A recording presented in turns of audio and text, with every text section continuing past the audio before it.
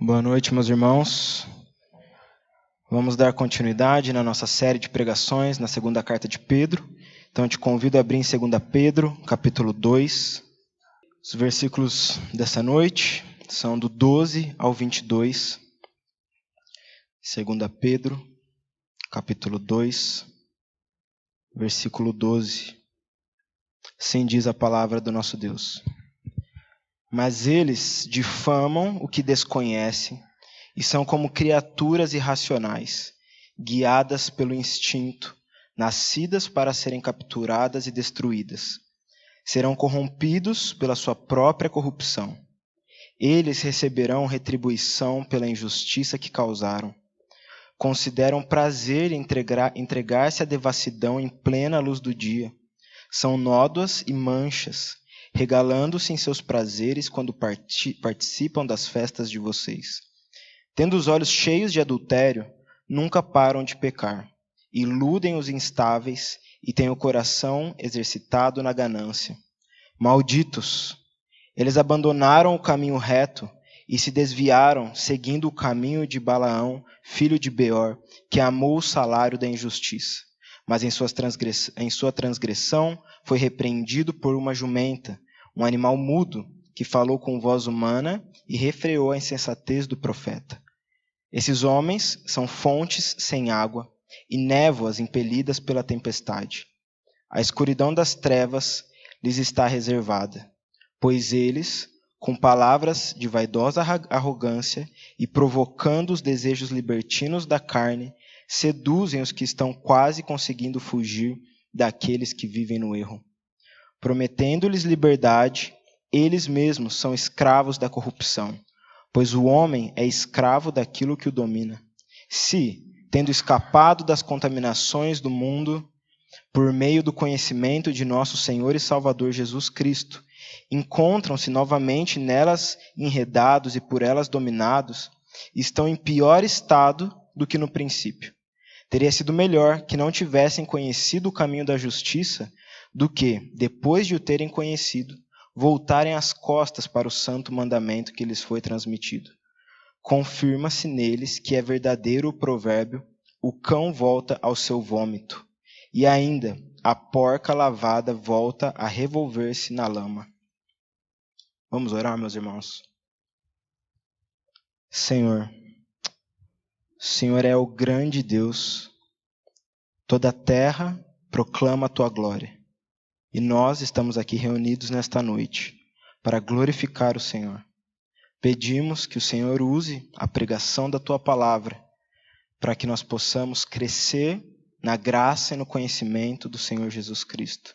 Que nós possamos, ó Pai, viver uma vida que glorifique ao Senhor. Que o Senhor ilumine os nossos corações através do teu Espírito para compreender as sagradas Escrituras e viver uma vida conforme os teus mandamentos, Pai. Nós te agradecemos desde já, no nome de Jesus. Amém. Martin Lloyd-Jones, um grande teólogo e pregador, escreveu em seu livro Pregação e Pregadores: a obra da pregação é a mais elevada, a maior e a mais gloriosa vocação para a qual alguém pode ser chamado. E visto que esta é a maior e mais urgente necessidade da igreja, evidentemente, ela é também a maior necessidade do mundo. Esse homem de Deus, que ama a palavra do Senhor, escreveu esse livro, páginas e páginas, para falar da extrema importância da pregação da palavra de Deus, do ensino das Escrituras, como a Bíblia traz essa extrema importância e como isso pode ser observado também na história da igreja. O autor ele faz isso no livro a partir, obviamente, da própria palavra de Deus.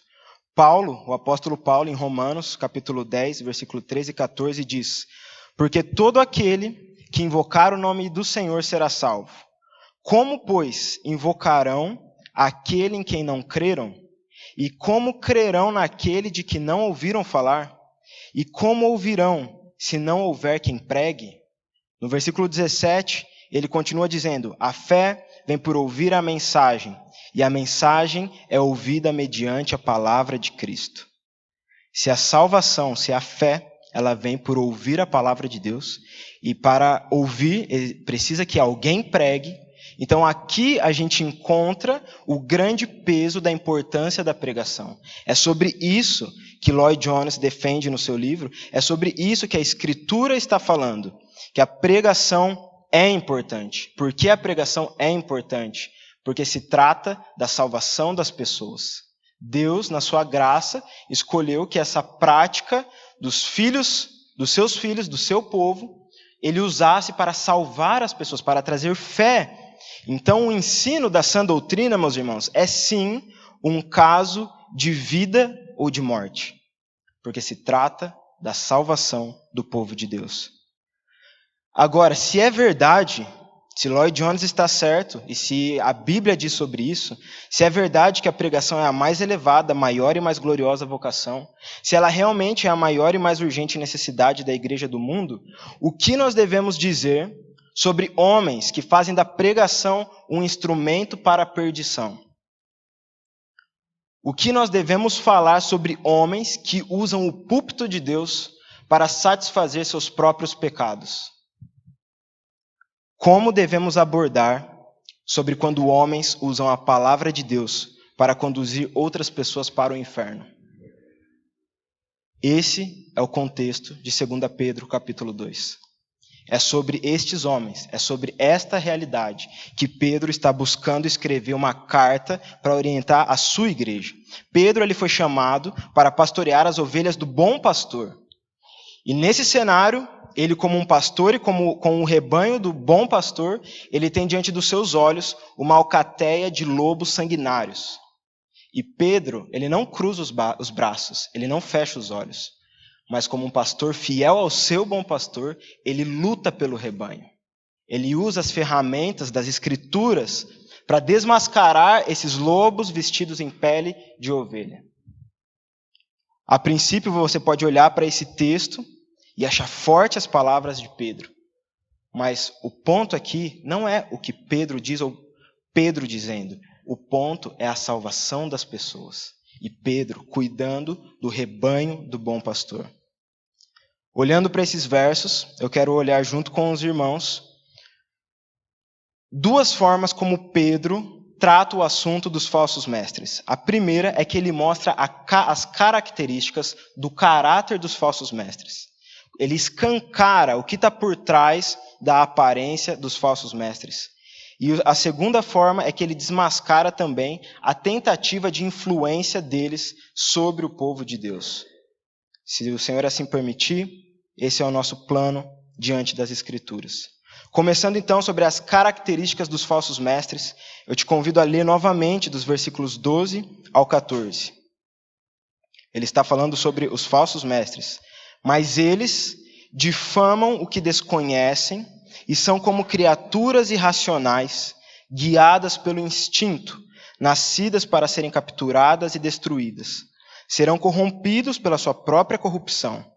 Eles receberão retribuição pela injustiça que causaram. Consideram prazer entregar-se à devassidão em plena luz do dia. São nódoas e manchas, regalando-se em seus prazeres quando participam das festas de vocês.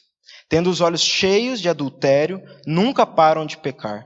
Iludem os instáveis e têm o coração exercitado na ganância. Malditos! Pedro, ele usa o versículo 12, o versículo 13 e o versículo 14 para destacar a primeira característica dos falsos mestres. Eles vivem na prática do pecado. No versículo 12 ele diz que eles difamam o que desconhecem e que são como criaturas irracionais. O que ele quer dizer quando ele fala que os falsos mestres difamam o que desconhecem? Volte ao versículo 10, a segunda metade do versículo, ele diz: insolentes e arrogantes. Tais homens não têm medo de difamar os seres celestiais. Contudo, nem os anjos, embora sendo maiores em força e poder, fazem acusações injuriosas contra aqueles seres na presença do Senhor. Mas eles difamam o que desconhecem. Pedro mostra que os falsos mestres, eles acusam, eles fazem injúrias, eles são insolentes e arrogantes contra os seres celestiais. Mas agora, no versículo 12, ele mostra que eles difamam o que eles desconhecem. Isso revela uma prepotência, uma insensatez dos falsos mestres de falarem sobre aquilo que eles não conhecem. Eles não conhecem a realidade espiritual, mas eles têm a prepotência, a insensatez de falar de coisas espirituais. Pedro fala que eles são como criaturas irracionais, e no próprio verso ele explica o que significa isso, viver como criaturas irracionais. Elas são guiadas pelo instinto. Os falsos mestres, eles não são guiados pela verdade e pela razão. Eles são guiados pelo instinto. E qual é o instinto de um coração não regenerado? É buscar a satisfação dos seus próprios desejos pecaminosos. E é a partir disso que os falsos mestres agem. Eles não agem pela verdade e pela razão que existe nas Escrituras, mas eles agem pelos seus instintos, pelos seus desejos pecaminosos. Este é o instinto que faz como eles viverem como animais irracionais. Pedro continua dizendo sobre essa realidade no versículo 13. Olha como ele descreve o que seria um modo de vida animalesco. Versículo 13. Consideram prazer entregar-se à devassidão em plena luz do dia. São nódoas e manchas, regalando-se em seus prazeres quando participam das festas de vocês. E o versículo 14. Tendo os olhos cheios de adultério, nunca param de pecar.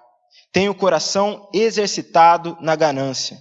Essa é a vida dos falsos mestres. Eles vivem na prática do pecado. É uma vida marcada pela impureza, pela malícia, pela libertinagem. É um anseio pelo pecado que é insaciável. Eles nunca param de pecar. Eles não se preocupam com quem está à volta deles. Não importa se é dia, se é noite. Não importa se eles estão entre pagãos ou entre as festas do povo de Deus. Eles estão com os olhos repletos de pecado. Eles buscam viver na prática do pecado. Esse estilo de vida do falso mestre, Pedro fala que é como nódoas e manchas. Esse estilo de vida não está em harmonia com o estilo de vida do povo de Deus. É como se fosse uma mancha de lama em um avental branco. Eles são como nódoas e manchas. Como nós, então, meus irmãos, podemos discernir entre os falsos mestres? Nós discernimos quando nós ouvimos um ensino que parece estar em contraste, em oposição com o ensino da sã doutrina. Nós precisamos olhar para a vida daquele que ensina. É pelos frutos, é pela forma como eles vivem, que nós conseguimos distinguir o lobo vestido de ovelha e a verdadeira ovelha. Olha o que o Senhor Jesus diz em Mateus capítulo 7, do versículo 15 a 18. Cuidado com os falsos profetas. Eles vêm a vocês vestidos de peles de ovelhas, mas por dentro são lobos devoradores. Vocês os reconhecerão por seus frutos. Pode alguém colher uvas de um espinheiro ou figos de ervas daninhas? Semelhantemente, toda árvore boa dá frutos bons, mas a árvore ruim dá frutos ruins. A árvore boa não pode dar frutos ruins, nem a árvore ruim pode dar frutos bons. O Senhor Jesus nos aconselhou, Ele nos exortou em olhar para os frutos, em reconhecer a árvore pelo fruto. Uma árvore ela não pode dar um fruto que não é o seu próprio fruto. Um lobo vestido de ovelha, ele não pode deixar de ser lobo. E um falso mestre não pode viver como um cristão. São coisas que não são possíveis. Não é que eles não têm, que não existe a possibilidade, mas que não tem a capacidade de acontecer em si mesmo. E é interessante notar, pensando sobre isso, como os falsos mestres vivem como nódoas e manchas, essa diferença. Olha a diferença das qualificações de um presbítero bíblico, relatado por Paulo em Tito capítulo 1, e as características do falso mestre, relatado aqui em 2 Pedro capítulo 2. Olha como são características extremamente opostas. Paulo diz que o presbítero deve ser irrepreensível, no versículo 6 de Tito 1. Pedro diz que o falso mestre considera prazer entregar-se à devassidão em plena luz do dia. Ele não está preocupado com a repreensão. O presbítero, a partir de Tito, ele deve ser um marido de uma só mulher. O falso mestre tem os olhos cheios de adultério. O presbítero, versículo 8 de Tito 1, deve ser piedoso e ter domínio próprio. O falso mestre nunca para de pecar. O presbítero, no versículo 9, deve exortar pelo reto ensino e convencer os que contradizem este ensino. O falso mestre ilude os instáveis e seduz os que estão fracos. O presbítero deve ser não ganancioso. Versículo 7, Tito 1. O falso mestre tem o coração exercitado na ganância. Nódoas, manchas, eles podem estar no meio do povo de Deus, mas eles não são o povo de Deus, eles não vivem como o povo de Deus, eles vivem na prática do pecado. A segunda característica dos falsos mestres, aqui nesse trecho de 2 Pedro, é que eles estão sob o juízo divino. Recorrentemente, Pedro volta de alguma forma para falar, quando ele fala sobre os falsos mestres, que eles estão sob o juízo de Deus. Versículo 12, quando ele fala que eles são como criaturas irracionais, ele diz, nascidas para serem capturadas e destruídas, serão corrompidos pela sua própria corrupção. Versículo 13, eles receberão retribuição pela injustiça que causaram. E versículo 14, malditos. 3 formas diferentes, Pedro dizendo a mesma coisa. Eles são falsos mestres, eles vivem na prática do pecado, mas o juízo de Deus está sobre ele. Quando ele chama de malditos aqui, ele está chamando no original filhos da maldição. Os falsos mestres, eles estão debaixo da maldição. E qual é essa maldição? A condenação. A santa ira de Deus sobre eles. Se em um primeiro passo nós devemos observar os frutos dos falsos mestres para ter esse discernimento, um segundo passo seria descansar, porque nada passa despercebido dos olhos do Senhor. Nada passa despercebido dos olhos do Senhor. Esses homens malditos, essa gente maldita, como vai traduzir a NAA, está praticando injustiça com o povo de Deus, mas nada passa debaixo, ausente dos olhos de Deus. O Senhor vê todas as coisas. A justiça de Deus, ela está sobre essas pessoas. E qual é a diferença, meus irmãos? Qual é a diferença de nós para eles? Nós pecamos, também nascemos com a nossa natureza caída.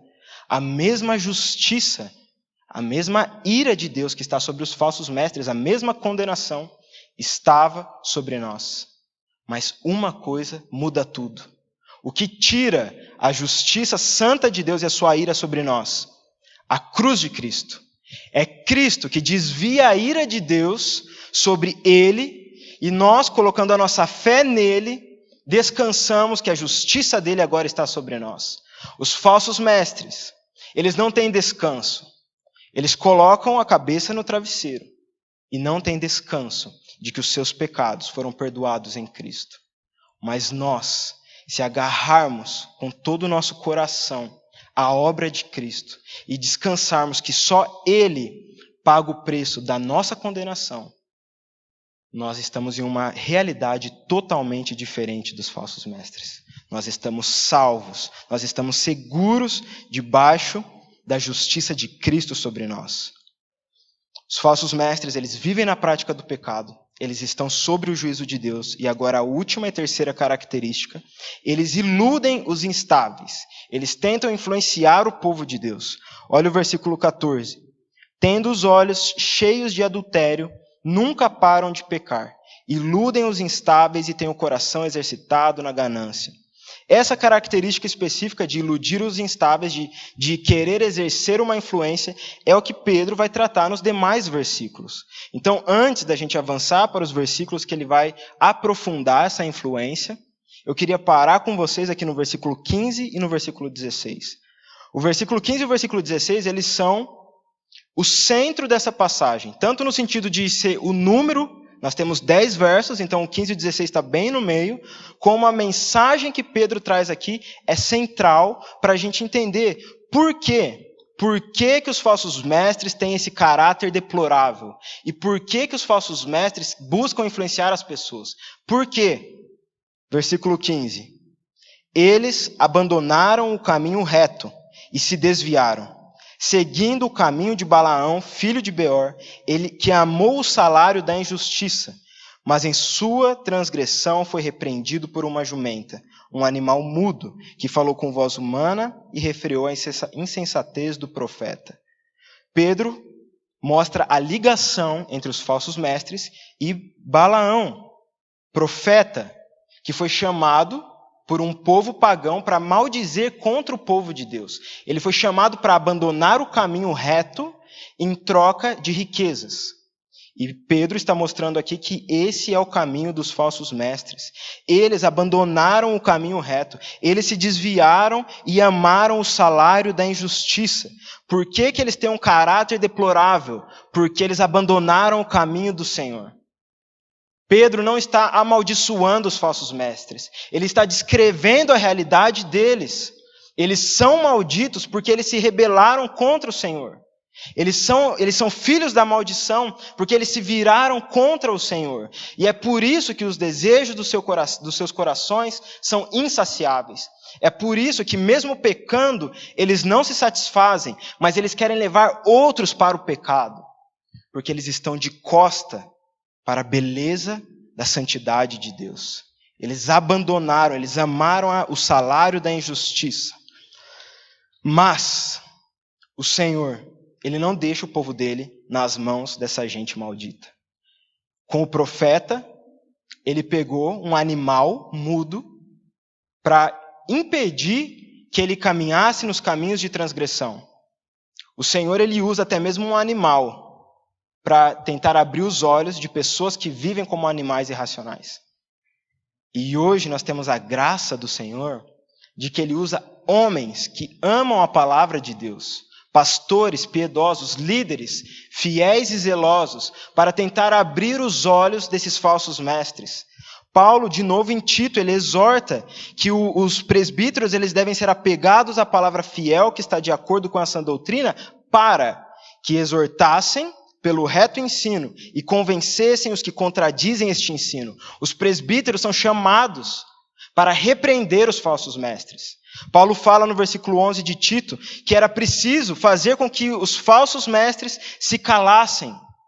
O Senhor, ele usou uma mula com Balaão, mas hoje, pela graça de Deus, ele usa os homens que ele chama para o presbitério.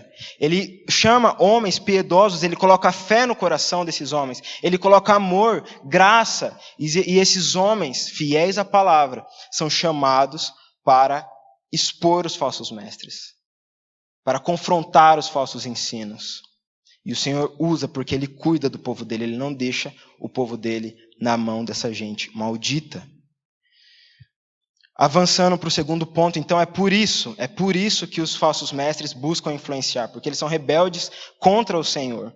E agora Pedro também nos dá, podemos perceber, 3 características dessa influência. A primeira é que os falsos mestres influenciam através de ilusões e mentiras. Olha as 2 metáforas que Pedro usa no versículo 17. Esses homens são fontes sem água e névoas impelidas pela tempestade. Uma fonte, ela pode ser sedutora para quem está com sede, mas se ela não tiver água, ela não vale de nada. É simplesmente aparência. A névoa, ela pode trazer uma esperança de chuva para regar o solo, mas se a tempestade leva sem que uma gota só caia, não serve de nada.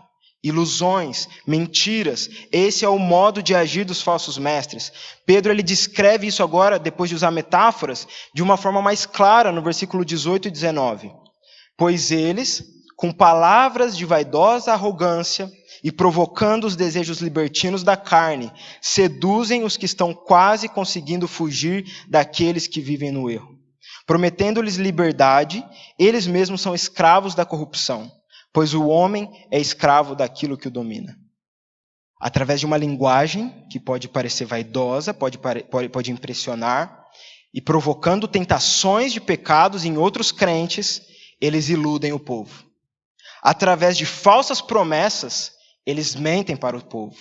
Eles prometem uma liberdade quando eles vivem na escravidão do pecado. Eles mentem, eles iludem. Essa é a forma como eles tentam influenciar. E quem eles tentam influenciar? Qual que é esse público? É a segunda característica das influências. Qual que é esse público?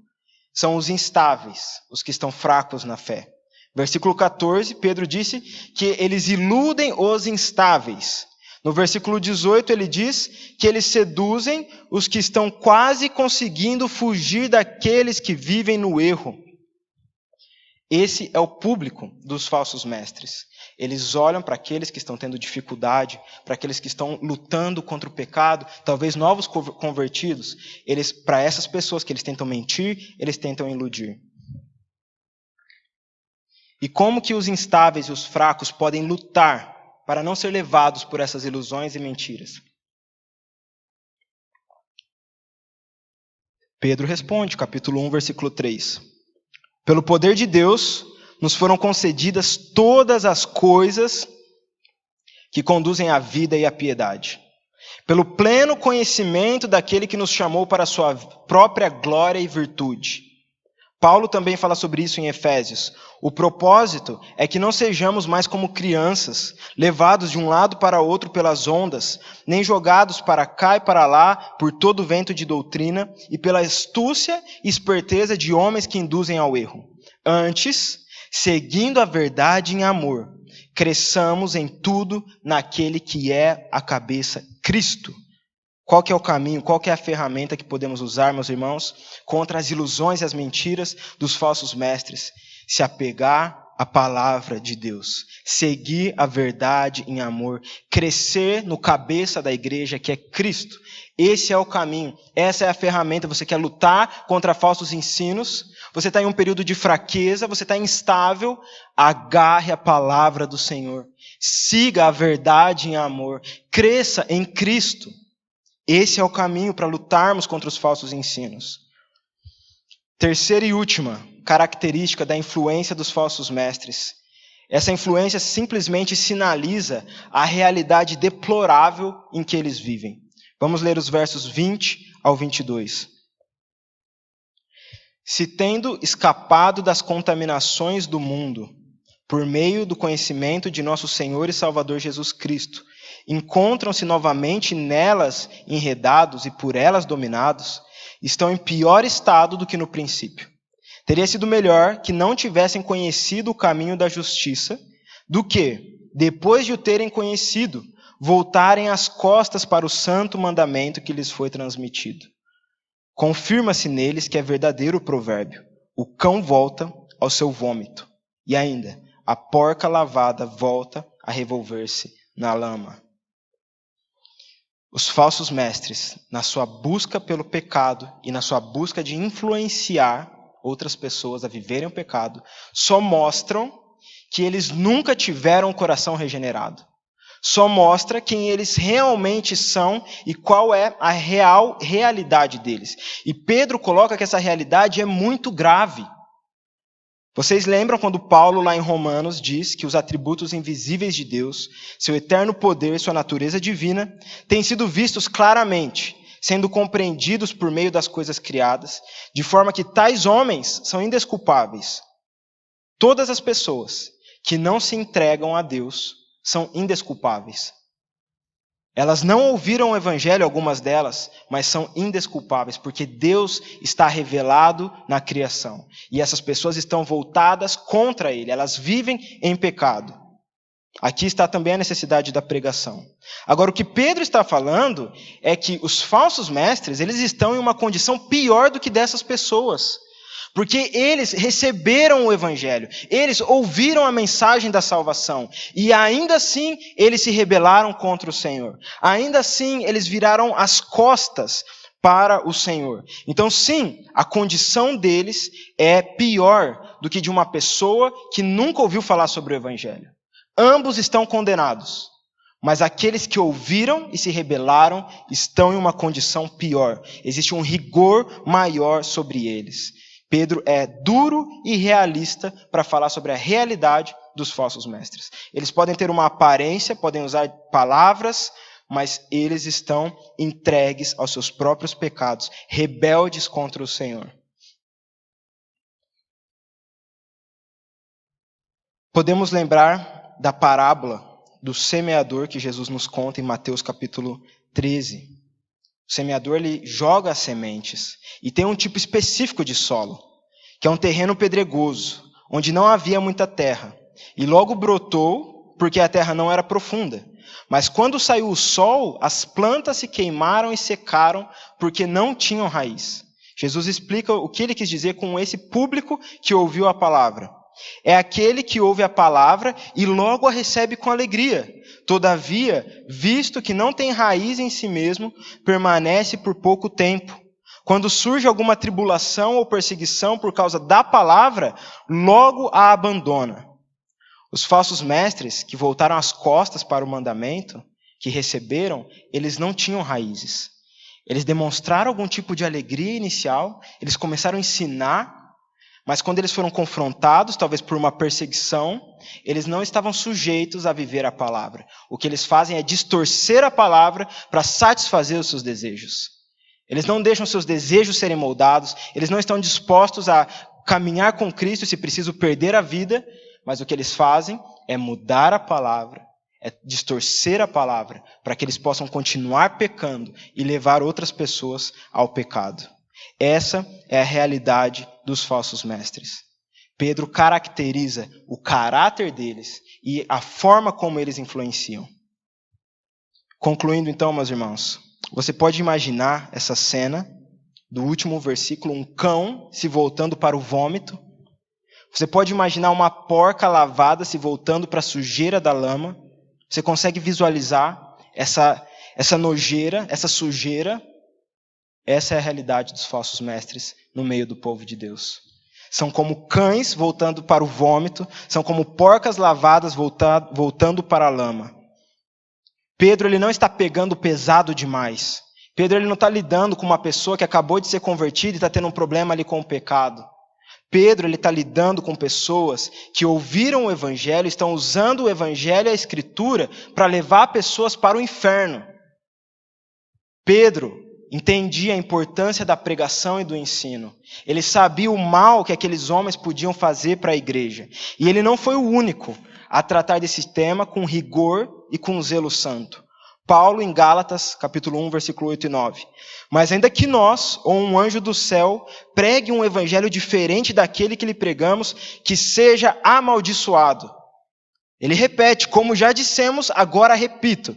Se alguém lhes anuncia um evangelho diferente daquele que já receberam, que seja amaldiçoado.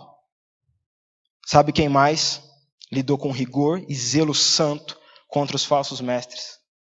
O meu e o seu Salvador, Senhor Jesus Cristo. Olha como ele chama, olha como ele exorta os mestres da lei e os fariseus. Mateus 23, ele diz várias vezes essa expressão. Ai de vocês, mestres da lei e fariseus, hipócritas. Ele continua chamando eles de cegos, de guias cegos, de cegos insensatos. E sabe qual é a última exortação de Jesus para estes homens? Serpentes, raça de víboras, como vocês escaparão da condenação ao inferno? Mateus capítulo 27, versículo 33. Lidar com os falsos mestres é cuidar do povo de Deus. O Senhor, ele nos deu um grande privilégio e graça de usar as nossas vidas, um na vida do outro, através do ensino da palavra.